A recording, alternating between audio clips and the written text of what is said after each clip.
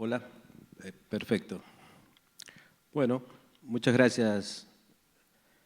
Buenas tardes, bienvenidos y muchas gracias por la invitación y su presencia. Veo muchas caras conocidas, estudiantes, colegas, compañeros de haber trabajado en distintos proyectos y en minas.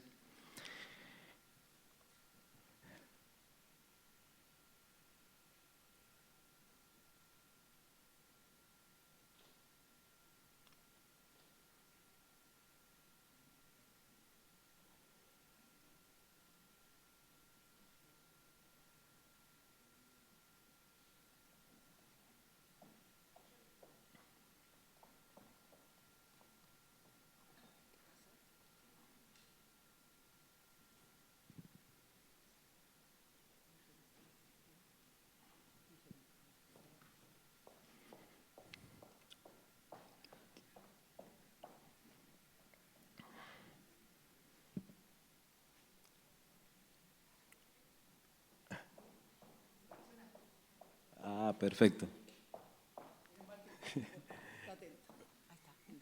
Sí, muchas gracias, Marita. Bueno, retomamos.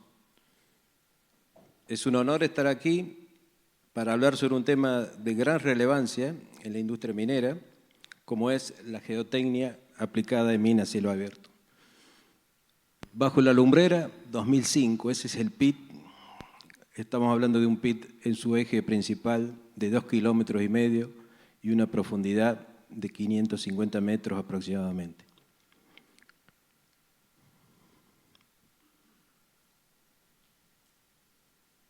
Bueno, hay que darle tiempo. He organizado la presentación sobre un mensaje clave fundamental. La estabilidad de taludes es fundamental para la sostenibilidad, seguridad y eficiencia de la industria minera. Aquí estamos viendo el pit debajo del Durazno, lugar donde era parte de las áreas diseminadas e hice mi tesis doctoral. Para ello, he resumido este contenido en 4 puntos relevantes, con la intención de brindarles un panorama general, donde analizaremos el proceso geotécnico, bases del diseño a cielo abierto, caracterización geológica estructural y geotecnia operativa.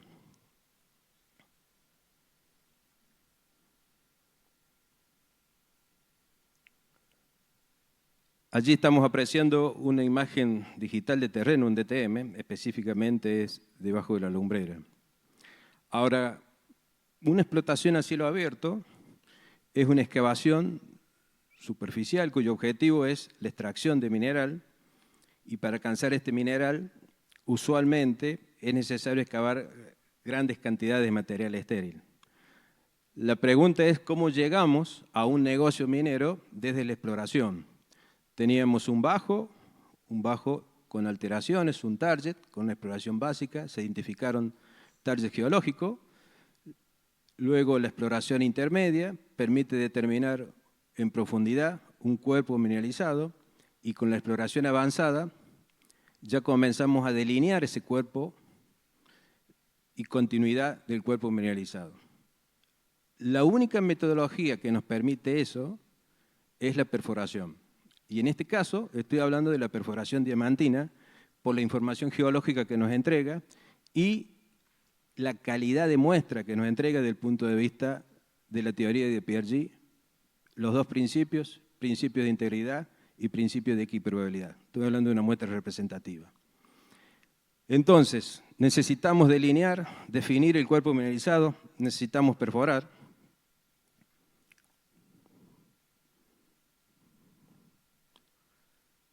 Y tenemos un cuerpo mineralizado para esa extracción. Ese cuerpo fue modelado y los dos pilares fundamentales de los fundamentos del modelo de recursos recuperables es el dato duro, la muestra obtenida de los testigos de perforación con información geológica y la parte analítica, y el segundo pilar, el modelo geológico. Es la parte más subjetiva, ya que depende de la experiencia del geólogo que esté realizando. Para ello, una vez ganado en experiencia, reduciendo la incertidumbre y el riesgo y ganando confianza geológica a través de la delineación en base a la variabilidad. Podemos determinar, en base a la unidad selectiva de minado, podemos determinar un método de explotación que en este caso es una mina a cielo abierto. En síntesis, estoy hablando de perforación, análisis, interpretación, fundamentación de información, modelamiento conceptual 2D, 3D, explotación y monitoreo.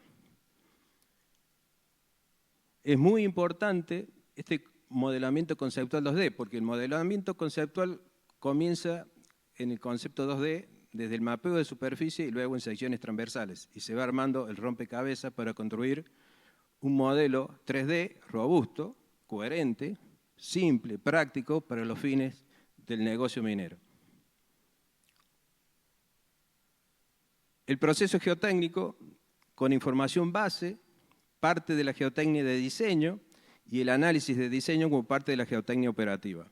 Entonces, toda la información base que alimenta la geotecnia de diseño, por mencionar algunas herramientas muy relevantes para el diseño, modelos conceptual geológico 2D, modelo hidrogeológico, modelo estructural, estados de esfuerzo in situ, calidad del macizo rocoso, sismicidad, y luego con los análisis de diseño y los criterios de aceptación, tenemos lo que es el análisis de diseño y la operación en el día a día, lo que implica de ir controlando y validando el diseño a través de mapeo de celdas, logros de fases, conciliación, dando soporte en forma continua a la operación minera y siempre pensando de que esa información hay que validarla, hay que controlarla, hay que monitorearla y a su vez retroalimentando los modelos para aumentar su precisión y su confianza geológica. Por eso menciono las perforaciones, los programas de perforaciones diamantina desde el punto de vista de la geotecnia y desde el punto de vista de testigos orientados.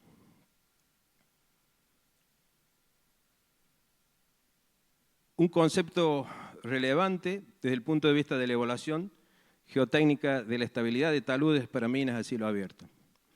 Su objetivo principal es la evaluación geotécnica de la estabilidad de taludes de una mina, garantizando la seguridad del personal y los equipos, pero además debo optimizar la rentabilidad de la operación minera. Y para ello, esta fórmula, que se expresa como el riesgo, es igual a la probabilidad de falla, que es el evento, por las consecuencias del evento. Entonces, acá estamos hablando de un concepto que es muy importante desde el punto de vista de la probabilidad de falla, donde la probabilidad de falla me genera un concepto de estabilidad del talud, y desde ese punto de vista, esa probabilidad de falla me va a dar que un talud sea estable o no, pero no se trata de un número binario, sea estable o no, sino que se trata de una estimación que se basa y se complementa entre el factor de seguridad y la probabilidad de falla. Ahora, el factor de seguridad es un método determinístico y no considera la incertidumbre de algunos parámetros geotécnicos, tiene sus limitaciones, pero el método más robusto es el de probabilidades, el que da la probabilidad de falla, ya que ese un método sí considera, hace distintas simulaciones y sí considera la incertidumbre de los parámetros geotécnicos. Acá estamos presenciando un evento completo desde el punto de vista de un modelo geotécnico retroalimentado por el modelo geológico, el modelo estructural, el modelo del macizo, de la clasificación del macizo rocoso y un modelo hidrogeológico. Eso me va a permitir un diseño, ese diseño para implementarlo con las rampas de acceso va a permitir un pit optimizado y ese pit optimizado me va a permitir ejecutar un plan minero. Ese plan minero se va a convertir, según la vida útil de la mina, el LOM, Life of Mine, en un modelo de flujo de caja, es decir, en un valor presente neto. Por lo tanto, voy a tener una probabilidad de falla de talud, una geometría de falla y un impacto en esa falla. Y yo, a nivel de banco, puedo determinar un mapa de riesgo de probabilidad de impacto y las consecuencias que puede provocar cualquier probabilidad de falla desde el punto de vista de la probabilidad de falla y del impacto, pueden ser de distintos tipos. Por ejemplo, puede ser una consecuencia económica, puede ser interrupción de las operaciones, pérdida mineral, pérdidas de equipo, aumento de stripping, que es el desmonte, aumento de costo de limpieza. También puede haber, desde el punto de vista de seguridad y social, puede haber pérdida de vida o lesiones. Al interrumpirse la mina puede haber pérdida de ingresos en el trabajador, pérdida de confianza, ya que psicológicamente los trabajadores, cuando hay eventos así de esta magnitud, quedan muy choqueados y por lo tanto se pierde la confianza de trabajar dentro de la mina y sobre todo cerca de los taludes. También hay pérdida de credibilidad corporativa, tanto externa como ante los accionistas, y desde el punto de vista ambiental y regulatorio estamos hablando de que un deslizamiento te provoca un impacto ambiental, hay regulaciones más estrictas y te pueden considerar el cierre de mina. Bueno, lo que aquí estamos presenciando es una tabla que presentó el doctor John Reed, un especialista en diseños de taludes, en abril de 2014, en una presentación online para la Sociedad Mecánica de Rocas e Ingeniería de Rocas, donde en su presentación hablaba de la implementación de un talud confiable.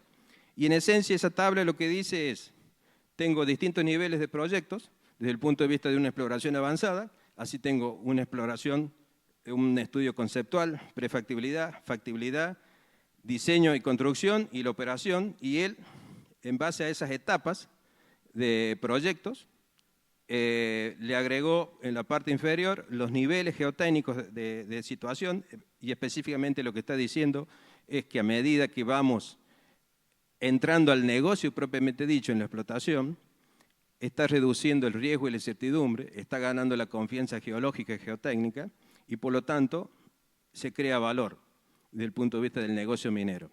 Y en la parte inferior presenta los distintos modelos y su confianza en base a las distintas situaciones de niveles geotécnicos como distintos niveles de estatus de proyecto. Entonces, tenemos modelos de geología, modelo estructural, un modelo hidrogeológico, un modelo de macizo rocoso, un modelo geotécnico. Si vamos a un ejemplo, si ustedes se fijan en la primera columna, debajo de lo que es conceptual nivel 1, estamos hablando de valores de 50, 30, 20, finalizando al nivel 5, que es la parte operativa. En el caso de la geología, comienza con más de 50% de confianza y está terminando a un nivel operativo de más del 90%. Desde el punto de vista geotécnico es también similar. El concepto es que se reduce el riesgo y la incertidumbre geológica y aumenta la confianza. Y agrega otro cuadro, y lo que hace acá es los niveles geotécnicos, los relaciona con los niveles de confianza según la clasificación de recursos y reservas del Código JORC de 2004. El Código JORC es el australiano, JORC Ore Reserve Committee, y desde ese punto de vista significa en la clasificación de reservas, en los resultados de exploración, recursos minerales, donde son inferidos indicados medidos, y los factores modificadores que me convierten en reservas de mena, desde el punto de vista de reservas probables y probadas, aumentando siempre del lado izquierdo, en las flechas celestes, la confianza geológica. Y agrega entre los recursos y las reservas los niveles geotécnicos, y específicamente van de la mano la confianza geológica y la reducción de la incertidumbre y el riesgo de lo que es la confianza geológica y la confianza geotécnica.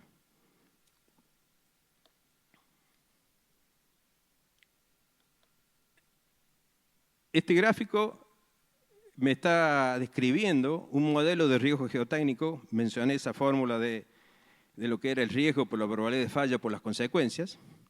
Y el flujo principal para el diseño de geotécnico inicial, desde la gestión hasta la operación minera, comienza con las bases del diseño geotécnico, que es un diseño Banco-Verma, con los criterios de aceptación de aceptación de técnicos, cuando es el factor de seguridad mayor a 1.3 y la probabilidad de falla menor a 10%. Luego el plan minero, es decir, los parámetros de diseño geotécnicos se aplican a un plan minero representado en un mapa que muestra las distintas áreas de minas, integrando todo el diseño de taludes en la planificación general de la extracción. Y en la parte 3 es la mejora del negocio minero. En síntesis, lo que estoy viendo acá es que si aumentamos alfa, que es el ángulo del talud, va a aumentar el riesgo. Y si aumenta el riesgo, va a disminuir la estabilidad, pero va a disminuir el stripping ratio, es decir, la cantidad de estéril que voy a tener, lo voy a disminuir, mis costos van a disminuir y por lo tanto voy a mejorar la rentabilidad del negocio minero. La fórmula de abajo es riesgo medido en dólares por la probabilidad de falla, que son variables geotécnicas, por las consecuencias en dinero. Ese es el desarrollo modelo de riesgo geotécnico. El segundo punto del contenido hacia las bases del diseño a cielo abierto. El doctor Peter Stacy, un referente también como John Reed, en Santiago, Chile, en el 2009, presenta un proceso de diseño de taludes de minas abierto y muestra en la figura que estamos observando las ventajas potenciales de la inclinación de taludes. Estamos viendo en línea punteada roja, es el cuerpo mineral a extraer sobre esa pared, y lo que hace es mover la pared, darle mayor inclinación, aumentando el ángulo de talud y de interrampa. Por lo tanto, las consecuencias son aumento en profundidad de la mineralización, hay más mineral disponible y disminuye el stripping ratio, es decir, tengo menos estéril que remover y eso impacta en los costos. Para ello es muy importante conocer los criterios de un pit de diseño óptimo. Los criterios económicos, geomecánicos, operativos y los de seguridad. Estos tienen que estar en equilibrio. En los últimos años, 10 años aproximadamente, varias fallas importantes en minas a cielo abierto de diversas partes del mundo han atraído la atención a nivel mundial, algunas con consecuencias trágicas y otras con importante impacto económico. En este caso estamos viendo en la mina de Bingham Canyon, a 20 kilómetros de Salt Lake City en Estados Unidos, que es la mina de cobre a cielo abierto, la más profunda del mundo, con 1.200 metros. Y ese deslizamiento fue detectado en los primeros días de febrero, y ese deslizamiento se provocó el 12 de abril a las 9 horas PM, hora local. Indudablemente estamos hablando de que era una falla que estaba en modo de rotura, ya estaba detectada, ocultada, monitoreada, por lo tanto había estado todo lo que es evacuación, tanto de equipos como de gente. No hubo lesiones, pero sí hubo un impacto económico. Y algo que resaltar, en febrero las grietas en la parte superficial eran de 2 milímetros. En abril, en la primera semana, en la segunda semana, las grietas ya habían llegado a 5 centímetros. Y sobre todo había generado mucha lluvia el día anterior.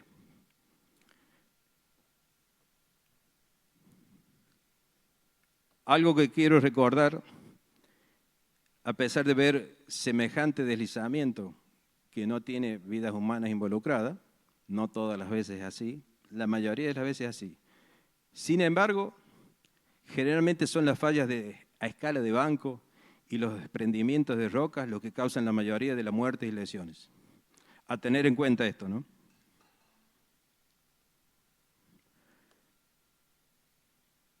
El mensaje clave número 1 que va a dar soporte al mensaje clave fundamental, el liderazgo y la gestión de riesgo es clave para prevenir accidentes en minería a cielo abierto. El liderazgo y la gestión son dos cosas diferentes, no es lo mismo. Por eso hago hincapié en el liderazgo y la gestión. Gestión es administrar y ordenar lo establecido. Supongamos que detecto algo potencial, envío un mail, aviso y me quedo quieto. El liderazgo va a ser de que esas cosas que está potencialmente y que está la vida humana comprometida, es que realmente no haya ningún accidentado y que mi tarea sea proactiva, previniendo cualquier tipo de accidente. Eso es lo que hace la diferencia, el liderazgo de la persona. que haga que sucedan las cosas. En este diapositivo estamos viendo una caricatura, un dibujo, donde el elefante está haciendo equilibrio y dice en amarillo, este es mi punto de equilibrio, y debajo del texto dice, me parece algo que no se ha interpretado bien en este negocio. Recuerden los criterios para el diseño óptimo del PIT. Económico, operativo, de seguridad y geomecánico. Siempre hay uno que está tirando, y lo vimos, la intencionalidad clara, por qué se va para ese lado, en la parte económica y los beneficios que trae. Entonces, tomando como la frase de abajo, sugiere que esta situación inestable es una metáfora de un negocio donde algo no se ha entendido o se ha entendido mal y lo está llevando a una situación precaria y de riesgo. Tres niveles diferentes de análisis de estabilidad de taludes, lo que es el banco, escala interrampa y escala global. A escala de banco, que son los parámetros clave y los criterios de diseño de un talud de minería a cielo abierto. Y acá observamos que los parámetros de diseño son el ancho de berma, que es el criterio de seguridad, A. H es la altura del banco, características del macizo rocoso y equipos disponibles. Y beta, que es el ángulo del talud, condición estructural, tipo de roca, altura de banco, previamente definida. Siempre considerando para el diseño los 4 criterios mencionados. Acá estamos observando una imagen que muestra un talud de minería a cielo abierto, una cara de un talud, y donde está mostrando las diferentes geometrías y ángulos de diseño, donde se centra 2 conceptos clave, el diseño de banco berma y el diseño de interrampa. Entonces vamos a tener en verde los diseños de banco berma, que es la altura del banco, el ancho de berma y el ángulo de cara de banco. Lo que tenemos en celeste es lo que es el ángulo de interrampa, la altura de interrampa, y lo que tenemos en rojo es el ángulo global y la altura global del PIT. El punto 3, dentro del contenido, habla de la caracterización geológica estructural. Y aquí entramos de lleno a lo que es un modelo geotécnico, del punto de vista de una representación simplificada de las características geológicas y geotécnicas de un macizo rocoso, conformado por la integración de una serie de elementos en conjunto que definen unidades de similar comportamiento geotécnico del macizo rocoso, unidades geotécnicas o dominios geotécnicos. Los elementos constituyentes del modelo geotécnico son, que ya los mencioné en el proceso geotécnico que hablábamos de geotecnia de diseño, donde habla de la geología regional y local, modelo litológico de alteración, modelo de discontinuidades mayores, intermedias y menores, calidad del macizo rocoso, morfología, topografía, quebradas, modelo hidrogeológico, propiedades mecánicas y elásticas, estado de esfuerzo in situ, sismicidad y otros. El modelo geotécnico está integrado por 4 modelos centrales y el diseño de un talud minero debe utilizar modelos geotécnicos que integren modelos geológicos, como estamos viendo ahí, cuando hablamos de modelos geológicos, estamos hablando de litología, alteración, mineralización, definición de mena. Un modelo estructural, estamos hablando de estructuras mayores, menores, intermedias, fábrica de orientación, fábrica de continuidades. Estamos hablando de un modelo de macizo rocoso en la clasificación propiamente dicha, la resistencia de roca, la resistencia de las estructuras y por último lo que es el modelo hidrogeológico, algo clave, crítico a lo que hace la estabilidad, con niveles piezométricos, superficies freáticas, condiciones de conductividad hidráulica y la presión de agua de poros.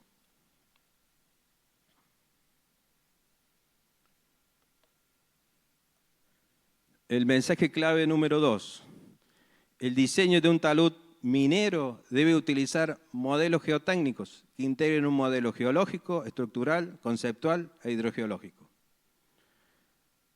Es muy fácil decirlo y construirlo, pero se necesita arduo trabajo para construir estos modelos. Y más, estoy hablando del modelo 3D y modelos del punto de vista de bloques, para estimación de riesgo y cuantificación.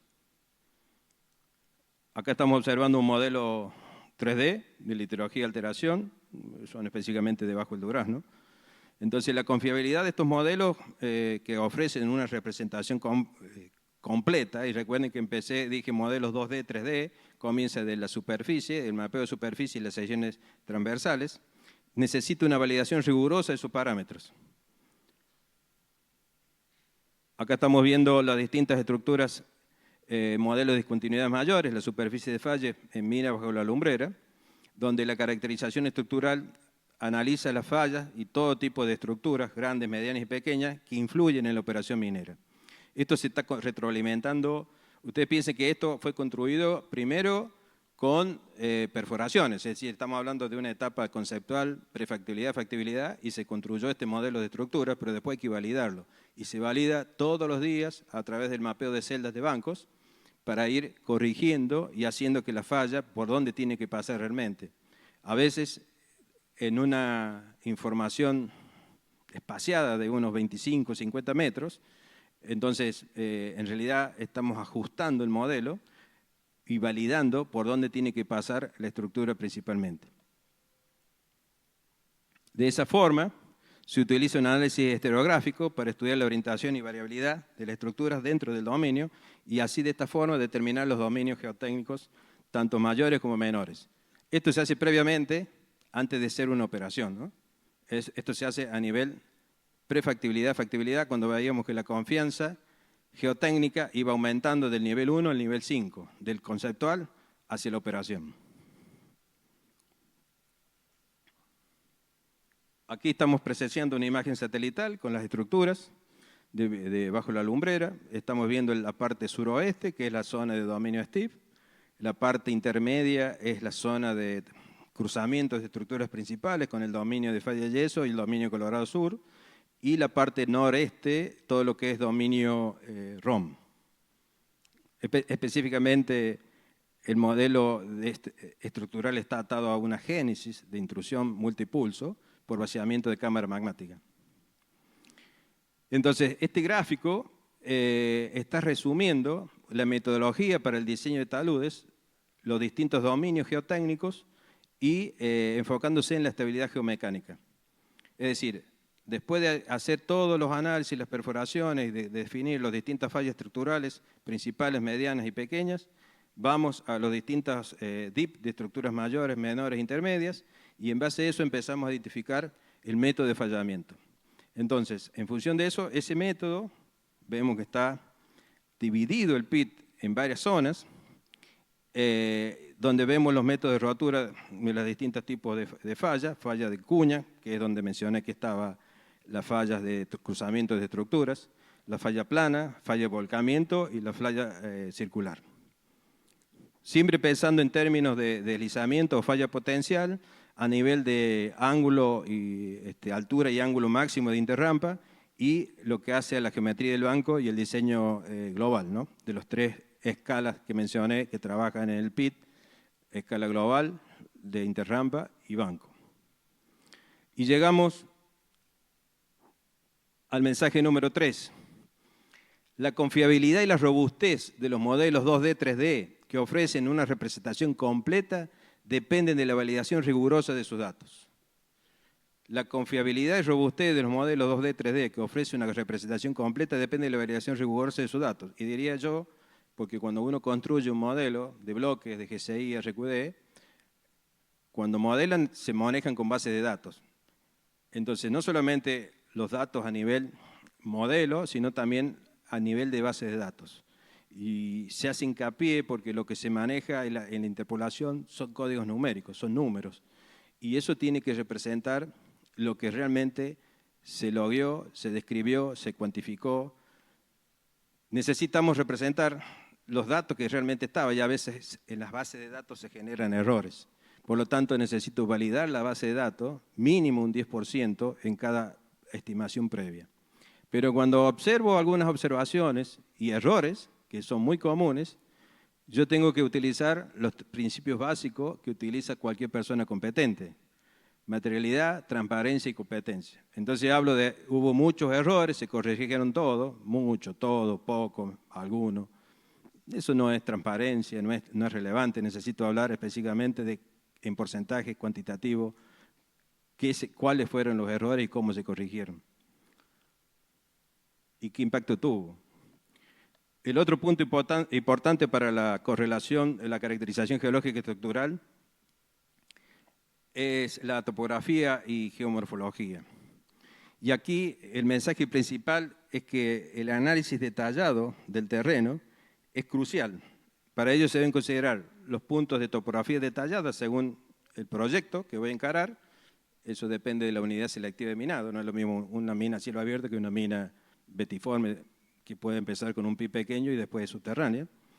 Reconocimiento de formas de terreno, es decir, la topografía original es fundamental para identificar quebradas y otras características geomorfológicas. Estas formas de terreno son vitales para el análisis de riesgo y la identificación de zonas de influencia. Entonces, las zonas de influencia va a ser importante porque teníamos una morfología original y una red de drenaje original. Y eso sigue funcionando exactamente. Lo único que hicimos fue hacerle un open pit, una mina a cielo abierto, y la parte natural sigue drenando de esa forma. Y bajo la lumbrera tenía un arroyo en la parte suroeste donde atravesaba todo el bajo. Por eso la zona más afectada era la parte suroeste, que era la zona de Fallestín. Bueno, un parámetro relevante que es el modelo hidrogeológico y el efecto de la condición hidrogeológica de los taludes. Por mencionar algunos efectos, juega un papel fundamental en la resistencia de rocas. Recuerden lo que dije en el deslizamiento de la mina de Bingham. Día anterior había llovido. Reduce la resistencia de la matriz de rocosas, rellena las discontinuidades y también provoca zonas alteradas y meteorizadas superficiales, y siempre pensando que estamos en un ambiente de roca. Estos son rocas volcánicas, por lo tanto, la forma de conducirse el agua, la conductividad del agua va a ser a través de una permeabilidad secundaria, a través de planos de fallas. La condición hidrogeológica y el daño inducido son factores que disminuyen las propiedades del macizo rocoso. El modelo hidrogeológico debajo de la lumbrera. Y aquí necesito resaltar algo muy importante desde el punto de vista de la importancia de un modelo hidrogeológico dinámico y actualizado. Y radica en su influencia directa sobre la estabilidad geotécnica de los taludes. Un liderazgo y una gestión adecuada es fundamental para garantizar la seguridad del personal, optimizar la producción y asegurar la eficiencia del planeamiento minero.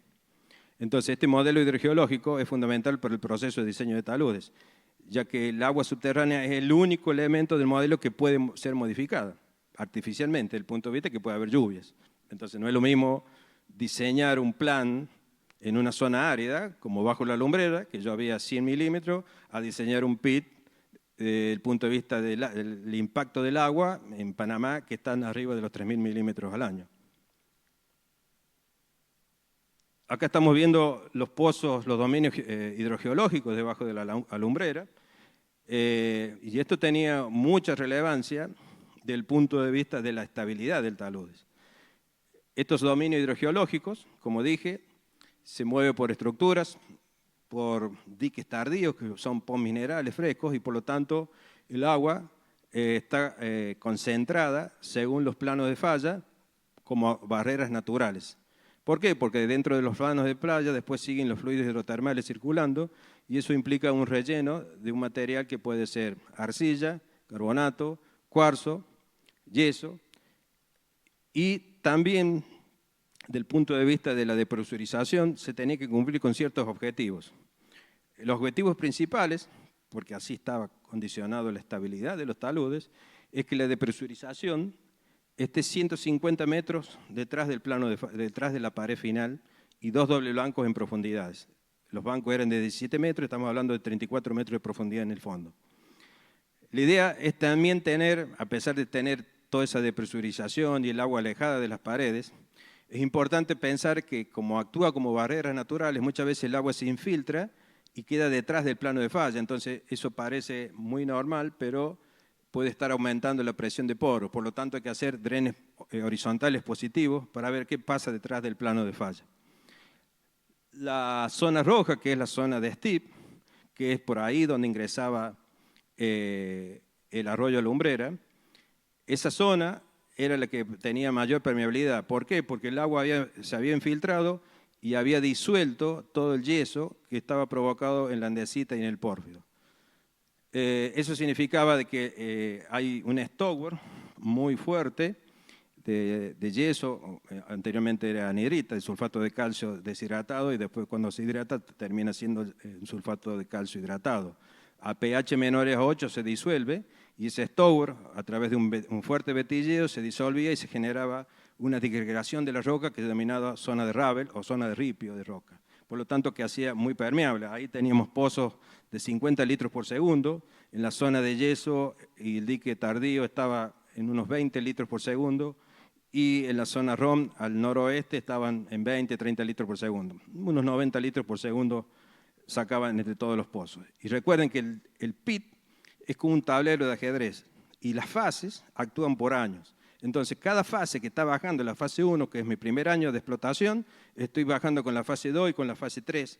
¿Para qué? Para que no interrumpir el suministro de mineral al negocio minero propiamente dicho. No se interrumpe nunca, está las 24 horas funcionando. Entonces, a medida que van bajando las fases, yo tengo que ir moviendo los pozos en los distintos dominios porque me van a impactar en ese desarrollo de fases que van trabajando desde el punto de vista sincronizado del planeamiento minero. El mensaje clave número 4. El agua subterránea es un factor crítico para la estabilidad de taludes. Por ello, un modelo hidrogeológico dinámico y actualizado es esencial para gestionar su impacto en la seguridad y en la operación minera. Un diagrama de flujo mostrando lo que he venido repitiendo para hacer un resumen de la caracterización geológica y estructural. Entrada, geología, estructuras, macizos rocosos, hidrogeología, procesos con salidas con resultados específicos entregados. Y acá estamos viendo lo que dije al principio sobre el proceso de optimización de diseño de PIT, un PIT con rampas. Allí es donde se optimiza el proceso y eso se hace con un elemento principal que es el modelo de ángulos de interrampa, que eso se actualiza todos los años. Acá está viendo un ejercicio puntual de Lumbrera en el LOM 2008, Life of Mine, vida útil, y tenemos que para lograr un shell optimizado con rampas, desde el punto de vista económico, tenemos parámetros económicos, una topografía final, un modelo de reservas, todos los años se está perforando. El concepto es generar información y confianza geológica para reducir el riesgo y la incertidumbre de lo que es la información geológica, inferidos, indicados, medidos, para transformar en reservas probadas y probables, y también la información geotécnica. Esa información geotécnica nos permite construir modelos de bloque, para dar una respuesta a la operación. Y ahí entran lo que es el modelo geotécnico de ángulo interrampas a diciembre de 2008 para obtener esta optimización de PIT económico final. Y en los últimos años debajo de la lumbrera se utilizó el concepto de oportunidad de mejora en la mina. Generalmente todas las minas cuando están llegando a su vida útil se utiliza esta oportunidad de aumentar los ángulos de interrampa y implementar dobles bancos. Entonces, pero bueno, la oportunidad de mejora reside en la optimización del diseño de berma, al reducir su ancho de manera controlada y segura a una berma reducida, es decir, estamos parando la pared y la mina aumenta su valor económico, que es lo que mencioné en la figura del doctor Peter Stacy. Entonces, de esa forma, yo aumento el valor económico, reduciendo el stripping y a su vez agregando mineral de fondo. Ahora, esto va acompañado con estrictas prácticas operacionales. Estoy señalando en cuadro rojo, que es el que teníamos en la lumbrera, 55 grados de interrampa promedio. Estamos hablando de un proceso de full control con estándares muy elevados de voladura, limpieza, precorte, etc. Y controles varios, de logro de fase principalmente. Por último, la geotecnia operativa, que la aplicada en bajo la lumbrera. Acá estamos viendo la lumbrera en lo que fue 1990, después en el 2002 y en el 2005, cómo evolucionó, pensando en el concepto de que en 1990 estaba explorando, en 1997 comenzó su primera producción en septiembre y en el 2017 terminó y comenzó su cierre de mina. Esto es una de las herramientas que utiliza la geotecnia operativa en el día a día. El departamento de geotecnia con sus profesionales trabajan intensamente día a día y semanalmente, y esto es una herramienta principal, que es la inspección geotécnica semanal en función de una matriz de análisis de riesgo para detectar sectores. Esto también se materializaba en el terreno con conos de color en función de la matriz de riesgo. 5 minutos, doctor. Sí, perdón. Sí lo veo. Gracias. Perfecto. Acá estamos viendo las fallas, estructuras y fallas principales.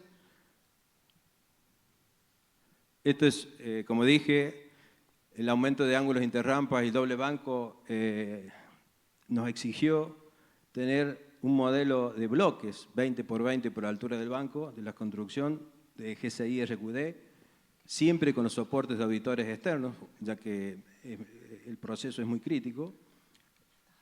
Esto nos permitía, desde el punto de vista de la toma de decisiones, modificaciones de diseño. Y llegamos al mensaje clave número 5. El uso de tecnologías avanzadas como drones, radares y monitoreo fortalece el análisis probabilístico y la seguridad minera al proveer datos claves. El proceso en cuanto a tipos de riesgo externos, tipo de caída de roca y malas prácticas que no cumplen con la condición de talud y no cumplen con la condición de diseño. Fallas de rotura en cuña, debajo de la lumbrera, fallas de rotura plana, deslizamientos, planos de eventos geotécnicos y todo el sistema implementado después del aumento de ángulo de interrampa y el doble banco, el diseño con monitoreo robotizado de ambos lados y los radares por sectores por fase. En resumen, estamos viendo un proceso completo desde que comencé con el mensaje fundamental.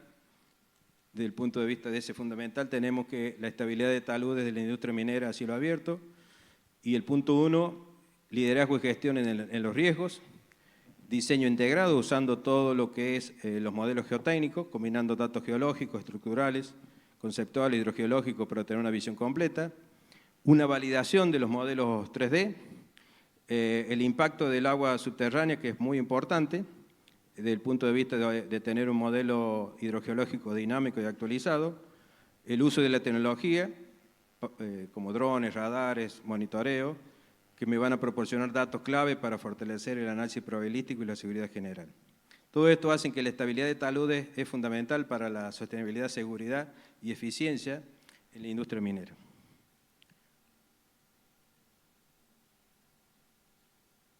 Bueno, una frase para el final: la diferencia entre el genio y la estupidez es que el genio tiene sus límites, de Albert Einstein.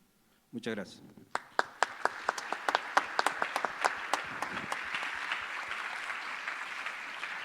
Muchas gracias, doctor. ¿Alguien tiene alguna pregunta para realizarle al doctor Julio Bruna Novillo? Bueno.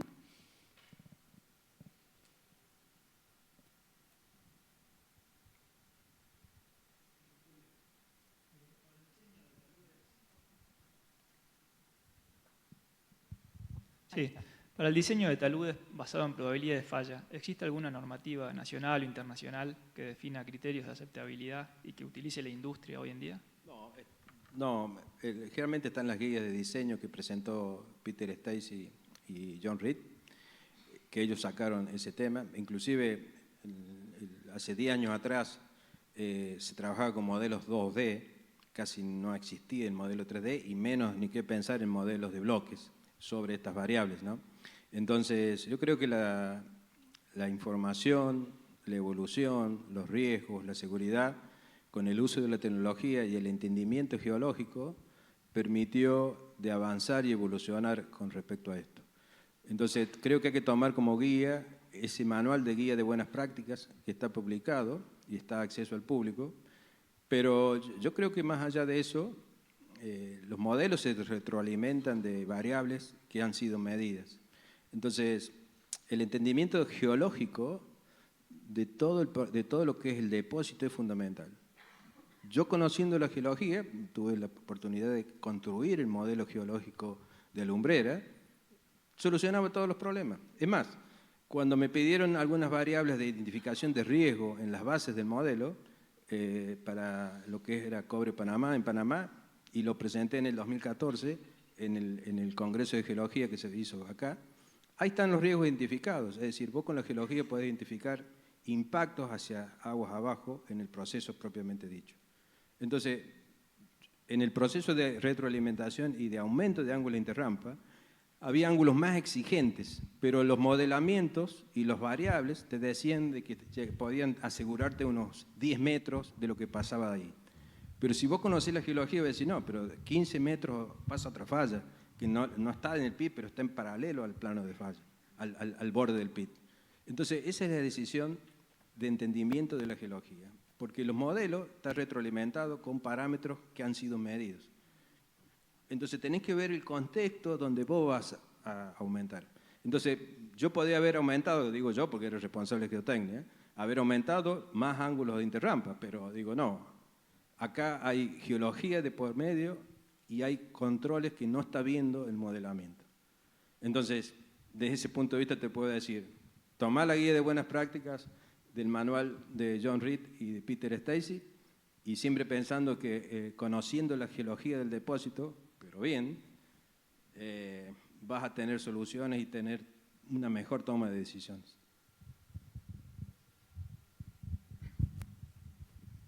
Hola Julio, acá Mauricio, buenas tardes, muchas gracias Hola, por la conferencia, muy interesante. Te quería hacer una pregunta. Si tuvieras que comparar el modelo geológico, geotécnico del inicio de las operaciones con el final, cuando terminaron, ¿hubo mucha diferencia? O sea, ¿estaba muy alejado el modelo original de lo que se encontró al final o en términos generales respondió adecuadamente? Principalmente no había dato duro. Se asumía en base a un modelo de alteraciones porque lo veía que era epidotoclorita. Digo epidotoclorita o clorita porque en los pórfidos no se utilizan los términos de epitermalismo, que es propilítico. Entonces, desde ese punto de vista, cuando me dan la área de geotecnia, mi primera pregunta para el consultor de Cola Nicholas de Estados Unidos, ¿de dónde sacaron la información de que acá se comporta bien la roca o que tenga? No, dice, no hay, pero vemos que es epidotoclorita. No, le digo, no es epidotoclorita. Necesitamos hacer una campaña de geotecnia para ajustar mejor. Las campañas se van a... necesitas sí o sí el dato duro, si no estás guitarreando, como decimos los geólogos, porque el dato duro es el que manda. Ahora, yo puedo tener una información de un pozo y de eso le tengo que sacar jugo al máximo, el provecho. Y muchas veces no se aprovecha como tiene que ser. Entonces, se hace perforaciones, no se lidera el proceso, no se entiende y después empiezan a aparecer miles de problemas. Y no se puede construir ni siquiera un modelo geológico, que es lo peor, porque después el modelo geológico actúa como dominio de estimación, porque la ley es una variable regionalizada que está condicionada en base a la geología. Entonces necesita sí o sí tener la geología, cuando digo la geología estoy hablando de litología, alteración, mineralización, estructura, que soporten mi modelo de recursos recuperables. Entonces, de nuevo, ¿viste la información esa que estaba de John Reed que decía de mi modelo? Entre nosotros te diría de que la mayoría de las veces las empresas están concentradas en el mineral porque estamos con pocas reservas o más reservas, mis inferidos son muchos, entonces los indicados y medidos. Entonces me focalizo mucho en el mineral. Pero, cuidado, porque yo como auditor puedo ir y decir, ¿por qué está poniendo estos ángulos de interrampa? En una primera etapa, porque si yo, como dije, si yo paro el pit, tengo menos costo porque manejo menos estéril y llego a mayor mineral. Pero no sé si va a funcionar porque recién estás empezando. Y te puedo asegurar que después te vas a encontrar con muchas sorpresas. Muchas sorpresas que si no tenés una operación de altos estándares, el día a día te va comiendo porque todos tienen KPI, de la perforadora, de la voladura, todos tienen KPI y todos tienen para cuidar su kiosco. No es un trabajo sincronizado que cada uno. Entonces, la planta te va a ir, te va a decir, mira, vos no me tiraste lo que dijiste, puede decir, tapa su ineficiencia la planta, me tiraste algo que no era. Geología va a lidiar con todas las cosas, pero es lo que más público hay, porque en función de eso está un modelo de recursos recuperables publicado. Entonces, todos tienen KPI y todos tienen exigencia y cada uno cuida su KPI. Entonces, sincronizadamente, a veces no hay buenas prácticas. Y es muy común lo que digo porque nosotros teníamos todos los días reuniones de geotecnia. Y muchas veces la gente operativa decía, llamaba a los geotécnicos y decía, ¿se va a caer esa roca de allá? ¿Qué sé yo? Esa roca no es un problema geotécnico, es un problema operativo, de mala limpieza. Cuando nosotros dijimos limpiarla, antes que baje porque hay una práctica en los pioneering, cuando comienza la fase, de empujar el material hacia abajo para no utilizar camiones, porque los camiones están más orientados a otro desarrollo. Entonces empiezan a empujar, pero después hay que limpiar, hay que encadenar, hacer un cadeneo de la pared del talud, porque si no quedan rocas colgadas. En ese momento no la ves, estás a 10 metros, pero después empezás a profundizar. Y después queda la roca colgada allá, es decir, se va a caer y la bola de cristal no la tenemos. No es un problema geotécnico, eso es un problema operativo. Entonces hay que saber distinguir y muchas veces te exigen de que el geotécnico ponga la firma para que se pueda trabajar abajo. Y bueno, y ahí empiezan los... Por eso hablo de liderazgo. Esto no es para tibios, ¿no? Así es. Muchísimas gracias, doctor. Invitamos al presidente del Congreso, el geólogo Jorge Bechermann, a que haga entrega de un pequeño presente y le damos un fuerte aplauso. Muchas gracias.